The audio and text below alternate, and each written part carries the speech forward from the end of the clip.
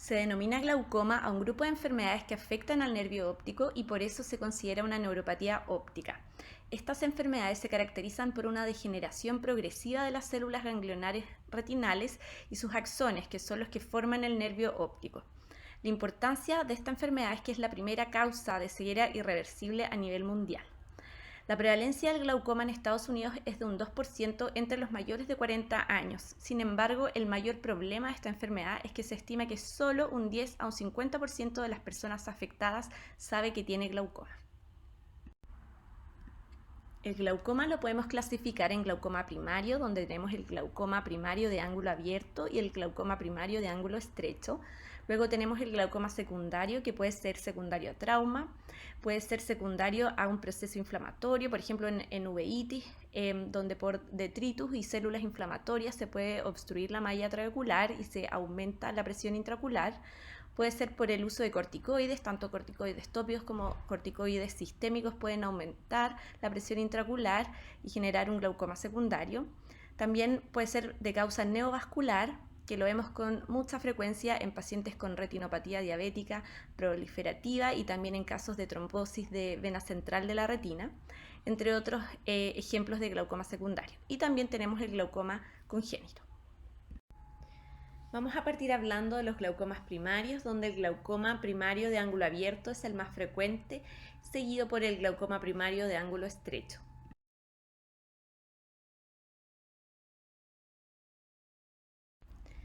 La fisiopatología del glaucoma primario de ángulo abierto no está completamente entendida, pero se sabe que la presión intraocular juega un rol fundamental, como también lo hace la genética, ya que se han identificado genes específicos asociados al glaucoma. Para entender el mecanismo por el cual se daña el nervio óptico, tenemos que conocer la vía de drenaje que sigue el humor acuoso normalmente. El humor acuoso se produce en la cámara posterior, en el cuerpo ciliar, y pasa hacia la cámara anterior a través de la pupila. Luego, el humor acuoso puede seguir dos vías de drenaje. Una de ellas, y la principal, es a través de la malla trabecular, que está en el ángulo iridocorneal, y la segunda vía de drenaje es a través de la vía uveoescleral. Entonces, el mecanismo a través del cual se produce el glaucoma primario de ángulo abierto es porque existe un aumento de la resistencia al drenaje del humor acuoso a través de la malla trabecular, lo que lleva a un aumento de la presión intraocular. El aumento de la presión intraocular genera daño mecánico y compresión sobre todas las estructuras posteriores del globo ocular, en particular de la lámina cribosa. La lámina cribosa es la porción posterior de la esclera por donde atraviesa el nervio óptico y es el punto más débil de la pared del globo ocular. Por lo tanto, en esta zona, si aumenta la presión intraocular, se genera una compresión y deformación de la lámina cribosa con el consecuente daño axonal mecánico y del transporte axonal. De esta forma, el nervio óptico va perdiendo sus axones. Dentro de los factores de riesgo para desarrollar glaucoma primario de ángulo abierto tenemos la presión intraocular elevada, que es el principal factor de riesgo para desarrollar esta enfermedad. También la edad, que sabemos que en la medida que pasan los años tenemos más riesgo de desarrollar glaucoma. Los antecedentes familiares de glaucoma son muy importantes también, la raza negra y el grosor corneal disminuido. Respecto a las manifestaciones clínicas y cómo hacemos el diagnóstico de glaucoma, hay 4 factores que tenemos que considerar. Lo primero, respecto a los síntomas, tenemos que saber que es una enfermedad asintomática hasta estadios muy avanzados. Y en estos estadios avanzados se va a manifestar como una disminución de la agudeza visual y una alteración del campo visual. El campo visual se va alterando desde la media periferia de forma centrípeta. Y si el glaucoma sigue progresando, los pacientes terminan con un campo visual tubular y finalmente llegan a la ceguera. Es muy importante recordar que esta pérdida de agudeza visual y de campo visual es irreversible y por eso es necesario pesquisar el glaucoma a tiempo para evitar que los pacientes lleguen a estos estadios. La presión intraocular elevada sabemos que es el principal factor de riesgo para desarrollar glaucoma. Sin embargo, es muy importante recordar que puede ser normal entre un 25 al 50% de los pacientes. Por lo tanto, si hay un paciente que tiene la presión intraocular normal, no descarta que este paciente pueda tener glaucoma. En tercer lugar, tenemos el fondo de ojo, donde veremos alteraciones características en la papila y de la capa de fibras nerviosas de la retina. Y finalmente usamos algunos exámenes complementarios, como son el campo visual computarizado y otro que se llama OCT, y ellos ambos nos ayudan para el diagnóstico de esta enfermedad. Entonces en el glaucoma vamos a ver algunas alteraciones características. Vemos en la primera foto una papila que es totalmente normal. La papila normal tiene un reborde neuroretinal, que es el que está marcado por la flecha superior, y al centro hay una zona que denominamos excavación, que es esa zona más pálida que está al centro y es por donde vemos que salen los vasos sanguíneos. En la medida que se van dañando los axones de las células ganglionares, esta excavación va aumentando. Entonces, normalmente los oftalmólogos establecemos una relación entre el diámetro vertical de la papila y el diámetro de la excavación, y normalmente esta relación es igual o menor a 0,3. Cuando tenemos una relación o un tamaño de la excavación que sería en una relación mayor a 0,5, nosotros sospechamos que pudiese tratarse de glaucoma.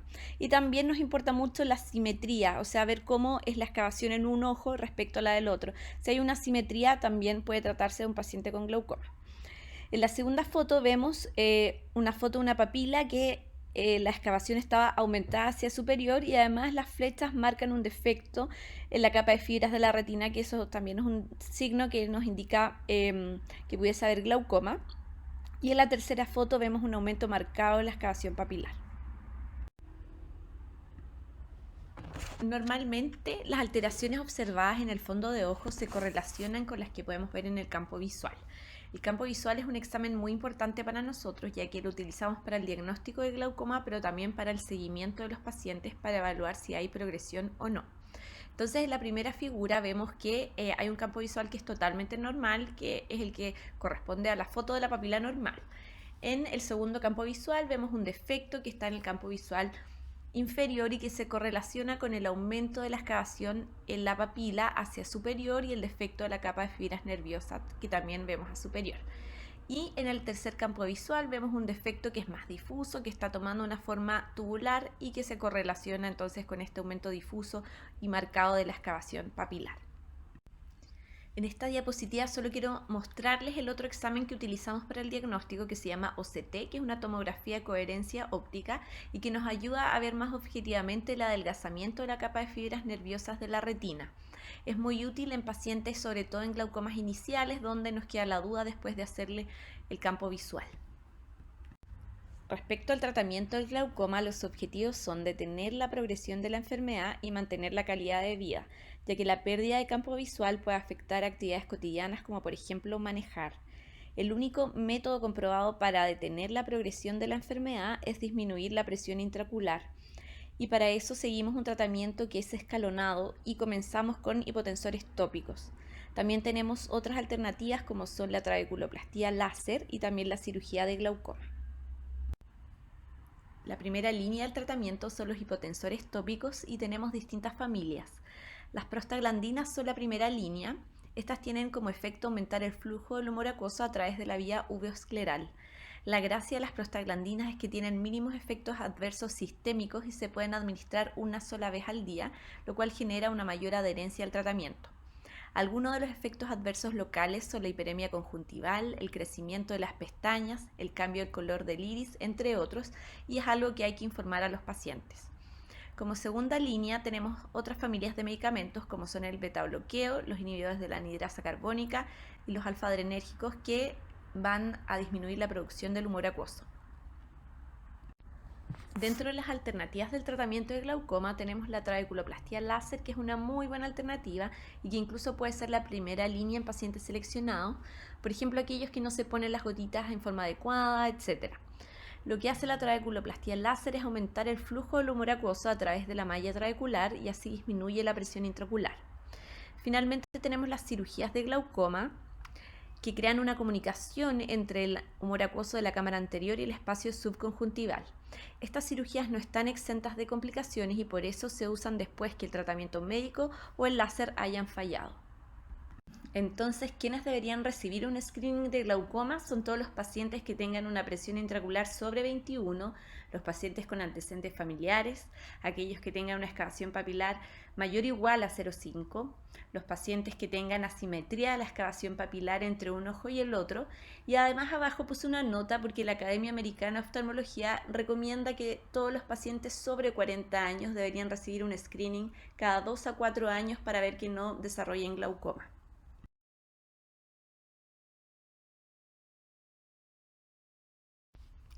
El glaucoma primario de ángulo estrecho es el segundo en frecuencia y se diferencia con el glaucoma de ángulo abierto en que aquí el ángulo está obstruido por el iris periférico.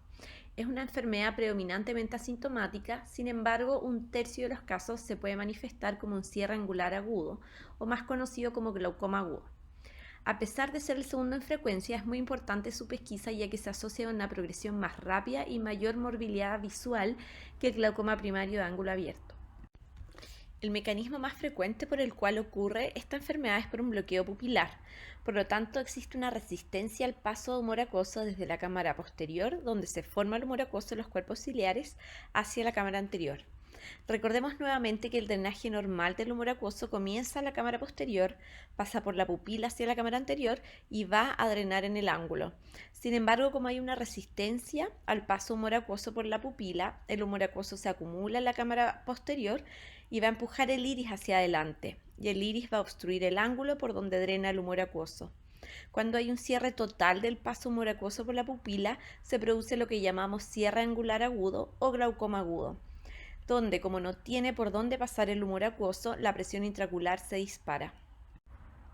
Dentro de los factores de riesgo para el glaucoma primario de ángulo estrecho tenemos el sexo femenino, la edad avanzada, los pacientes asiáticos, los antecedentes familiares y los factores biométricos del globo ocular. Los ojos que son un poco más pequeños, con un largo axial más corto, por ejemplo los pacientes que tienen una hipermetropía axial, quiere decir entonces que su diámetro antero-posterior es más pequeño, tienen todas las estructuras un poco más cercanas unas de otras, el iris, el cristalino, etc., y por lo tanto tienen más riesgo a desarrollar esta enfermedad. También los pacientes que tienen la cámara anterior estrecha y pacientes que tienen cristalino más grueso o más anteriorizado, porque obviamente tienen más riesgo de hacer un bloqueo pupilar. Para hacer el diagnóstico de un glaucoma primario de ángulo estrecho vamos a considerar los mismos factores que consideramos para el diagnóstico del glaucoma de ángulo abierto. Por lo tanto, la presión intraocular, el fondo de ojo y los exámenes complementarios. Pero dentro del examen clínico es muy importante para distinguir entre un ángulo estrecho de un ángulo abierto es la gonioscopía. Para esto utilizamos un lente que se llama gonioscopio y que es un lente que se pone en la superficie de la córnea y que tiene espejos que nos van a permitir ver los detalles del ángulo iridocorneal. En esta diapositiva vemos a la izquierda imágenes de una gonioscopía. Entonces vemos en la primera foto una imagen de una gonioscopía que es normal, donde el ángulo está abierto y se logran ver las estructuras del ángulo iridocorneal. Sin embargo, en la foto de abajo, con la letra B, muestra una foto de un ángulo que está cerrado y no permite ver las estructuras. Algo similar podemos ver en las fotos de la derecha, que son imágenes tomadas del segmento anterior del globo ocular y donde podemos ver más fácilmente, donde está apuntando las flechas azules, un ángulo abierto en el caso de la foto de arriba a la derecha y un ángulo cerrado en la foto de abajo a la derecha. Respecto al tratamiento del glaucoma de ángulo estrecho, es un tratamiento que también es escalonado, sin embargo, como el mecanismo fisiopatológico es distinto al glaucoma primario de ángulo abierto, acá el tratamiento de primera línea es la iridotomía láser. Como había mencionado previamente, el mecanismo principal del glaucoma de ángulo estrecho es el bloqueo pupilar, que no permite el flujo adecuado del humor acuoso. La iridotomía quiere decir que realizamos con un láser una perforación del iris en la periferia. Por lo tanto, a través de este agujero que creamos, permitimos que fluya el humor acuoso desde la cámara posterior a la cámara anterior. La iridotomía se observa como un agujero pequeño en la periferia del iris en la fotografía de la derecha, marcado con la flecha roja. Entonces lo primero que hacemos es una iridotomía láser. Sin embargo, hay pacientes que persisten con la presión intraocular alta y van a requerir hipotensores tópicos y también cirugía. Muchos pacientes tienen catarata y es necesario extraer el cristalino para poder resolver el bloqueo pupilar, ya que el cristalino engrosado por la catarata obstruye el paso del humor acuoso por la pupila. Otros pacientes pueden requerir cirugías de glaucoma como las que nombramos previamente. Respecto al cierre angular agudo, o más conocido como glaucoma agudo, habíamos mencionado que un tercio de los pacientes con glaucoma de ángulo estrecho puede manifestarlo de esta forma, como un cierre angular agudo, y es importante que ustedes lo conozcan porque se trata de una urgencia oftalmológica. Este cuadro se caracteriza por un dolor ocular muy intenso y los pacientes incluso pueden tener náuseas y vómitos, tienen el ojo rojo y la presión intraocular muy elevada, y por eso es importante que ustedes aprendan a tomar la presión intraocular de forma digital. Tienen edema corneal porque la córnea se descompensa por esta presión intraocular muy elevada, van a tener la pupila en semimidriasis refléctica y la cámara anterior estrecha. Respecto al manejo del cierre angular agudo, es muy importante disminuir la presión intraocular lo antes posible, y para eso el médico general puede utilizar hipotensores tópicos y también sistémicos como el manitol endovenoso o la cetazolamida vía oral. Y luego de eso tiene que derivar de forma urgente al oftalmólogo, quien le va a realizar una iridotomía bilateral. Este procedimiento es bilateral, ya que el otro ojo, aunque no tenga un glaucoma agudo, tiene un riesgo inminente de hacer este cierre angular agudo en algún momento.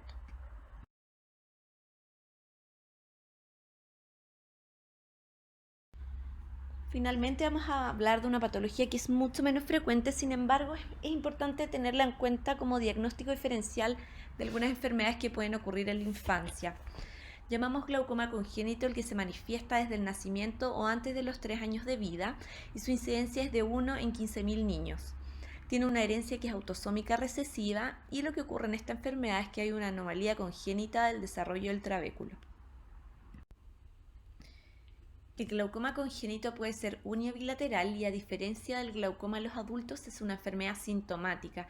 En estos niños se produce epífora y fotofobia, y es típico que los padres relatan que los niños no toleran bien salir a la luz y se tapan los ojos. Tienen la presión intraocular elevada y también va a haber un aumento del diámetro corneal, o también llamado buftalmo. Se produce una opacidad corneal que es secundario, que la córnea se descompensa y se edematiza por el aumento de la presión intraocular, y también vamos a tener un aumento de la excavación papilar. Ante la sospecha de glaucoma congénito, el paciente debe ser derivado de urgencia, ya que el pronóstico depende de la precocidad del diagnóstico, y el tratamiento que hará el oftalmólogo es quirúrgico. Las técnicas quirúrgicas que se usan son distintas a las que utilizamos en los adultos, siendo las principales la trabeculotomía y la goniotomía. En ellas se abre el trabéculo para permitir el paso de humor acuoso de la cámara anterior al conducto de Schlemm.